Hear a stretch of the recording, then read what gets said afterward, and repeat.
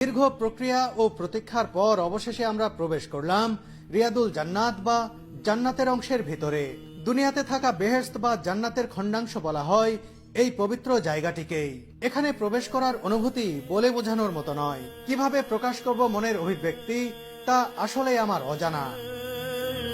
রিয়াদুল জান্নাতে প্রবেশ করেই 2 রাকাত নামাজ আদায় করলাম আমরা।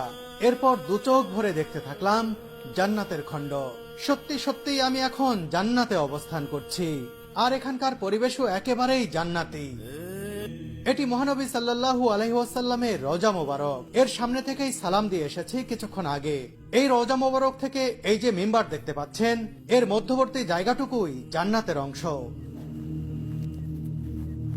রাসূলুল্লাহ সাল্লাল্লাহু আলাইহি ওয়াসাল্লাম এই জায়গাটিকেই জান্নাতের অংশ হিসেবে উল্লেখ করে গেছেন। বুখারী হাদিস অনুসারে নবীজি সাল্লাল্লাহু আলাইহি ওয়াসাল্লাম বলেন, আমার ঘর তথা বর্তমান দাফনের জায়গা এবং মিম্বরের মাঝের জায়গা জান্নাতের বাগানগুলোর একটি। এই মিহরাবটি সংস্কার করা হয়েছে। এখানে দাঁড়িয়ে ইমামতি করতেন হযরত মুহাম্মদ সাল্লাল্লাহু আলাইহি ওয়াসাল্লাম।